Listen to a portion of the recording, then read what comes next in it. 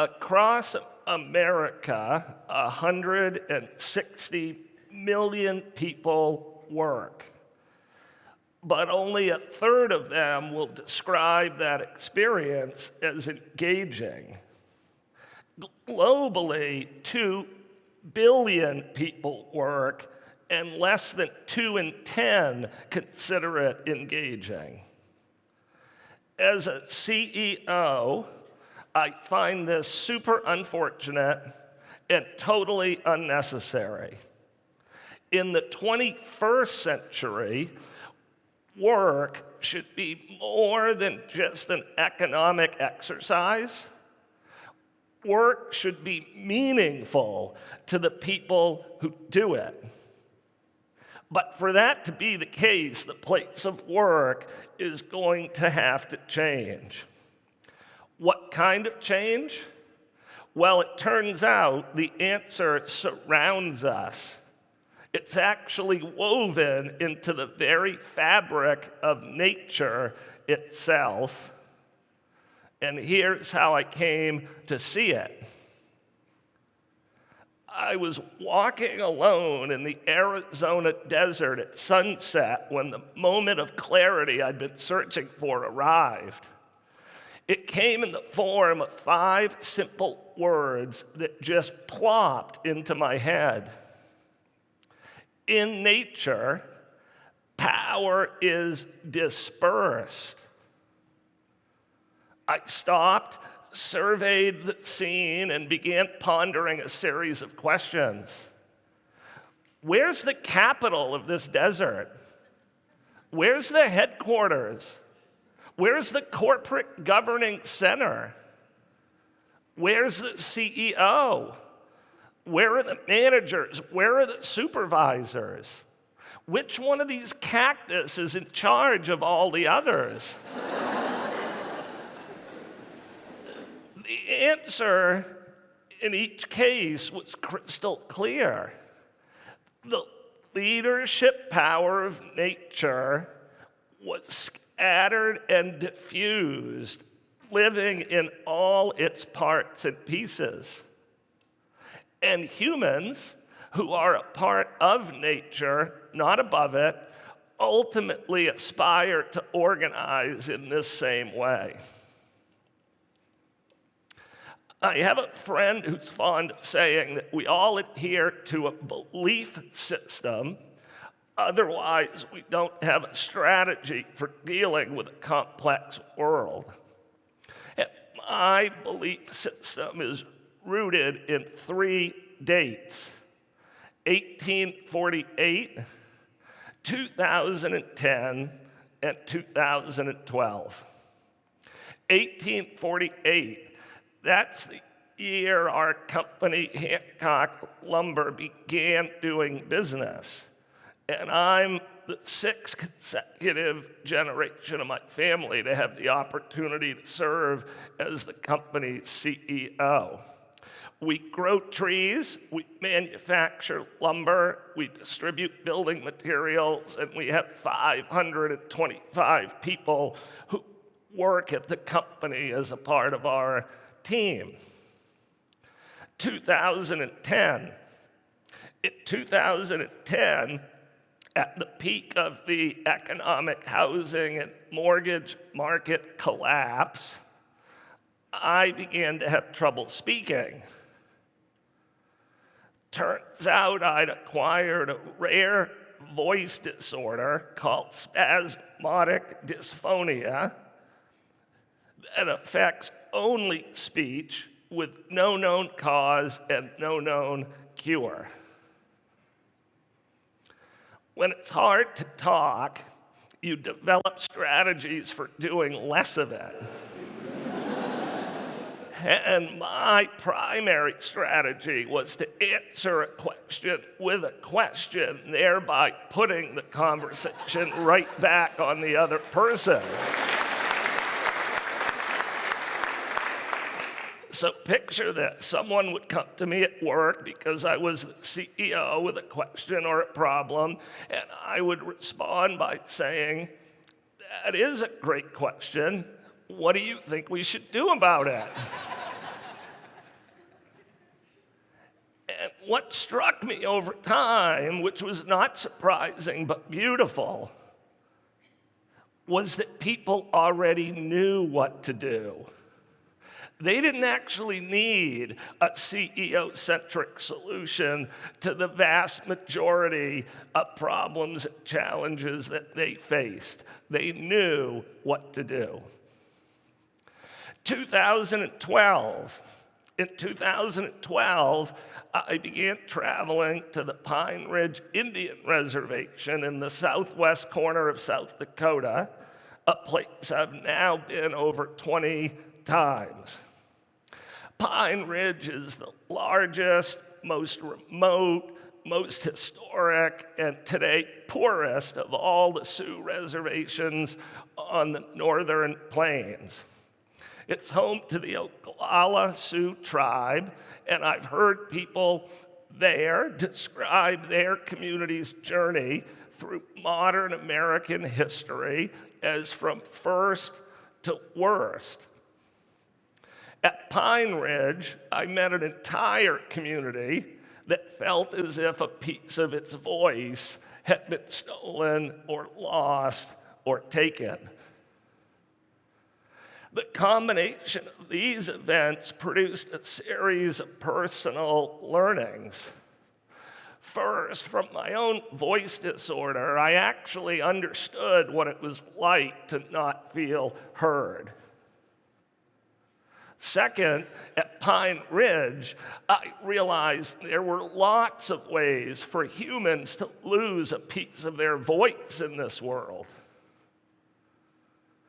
And putting the two together got me thinking about the very purpose of a human life on Earth, and that perhaps it was to self-actualize.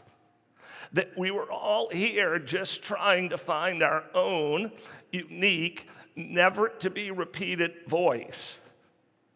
To know it, to love it, to live it, and then to gift it to the collective consciousness of humanity. But unfortunately, across time, the leaders of established organizations have probably in total done more to limit, restrict, direct, and control the voices of others than to liberate them or free them. And that's when it hit me that the partial loss of my own voice, which I'd only ever previously considered to be a hindrance or a pain in the neck, was actually possibly a gift and an invitation and a calling to lead differently in a way that strengthened the voices of others. And that at Hancock Lumber, I had the opportunity to not just think about this, but to actually do it. So that's when I got really caught up in this idea of creating what I've come to call an employee-centric company, where the power's dispersed, the leadership is shared, and every voice is heard. In the traditional corporate model, the employee exists to serve the company. In the new model I had in mind, the company would exist to serve the employee. And while this would actually improve corporate performance, that was simply going to become the outcome of a higher mission or purpose. And furthermore, I concluded that creating this kind of company could be done with just 3 simple changes, that it wasn't actually complicated. First, the mission of the company needed to change. The new mission was the employees. The purpose of the company was to add value to the lives of the people who work there in more than just economic ways. So I remember a few years ago standing up in front of a room full of our biggest clients, taking a deep breath and saying, you know that old expression, the customer comes first? I don't actually believe that's true anymore. I was sweating when I said that. But I went on to say, I think the people who are going to take care of the customer come first, and that if a company were to do an exceptional job creating an employee experience filled with meaning, that those employees would in turn create a world-class experience for the customer. So now what I love to say, to borrow a little piece of Maine slang, is that the customer comes a wicked close second.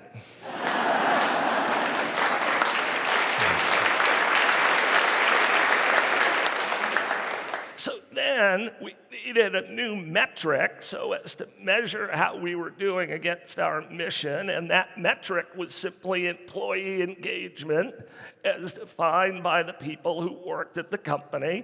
And employee engagement is something that's totally measurable. And to get that data, we started participating in the Best Places to Work in Maine annual survey process. All the employees on our team every year would take the survey. We'd get this beautiful, bountiful pool of feedback about the work experience, and then we simply asked our managers and supervisors to make that feedback their top work priority. Let's make driving the engagement metric our corporate focus. And then finally, we just needed company-wide a new shared vision of the concept of leadership. For managers and supervisors, leadership was something to be dispersed, not collected. And for everyone in the company, leadership was something to be accepted, not spectated or rejected. So how'd that go? Well, we've been at it for about a decade. For the last 6 years in a row, we've been a best place to work in Maine, which is something that's super difficult to do by any standard, but particularly if you're a manufacturer or a retailer, and we're both. Our average engagement score hovers around an 88, so at Hancock Lumber, nearly 9 in 10 people who work there will describe their experience as meaningful and engaging. And we've put up corporate record after corporate record, but as I mentioned earlier, that is now simply an outcome, an important outcome of a higher calling. All of this is in the pursuit of the potential of a single question. What if everybody on earth felt trusted, respected, valued, and heard? If everybody on earth felt trusted, respected, valued, and heard, what might change? I think everything might change. And where might that change occur or be sparked? I think the place of work is a place where that change can occur and can be sparked. And what makes me feel this way? Well, was a rare voice disorder, a remote Indian reservation, a walk in the desert at sunset, and now the fact that we've actually already done it at a lumber company right here in Maine. Thank you.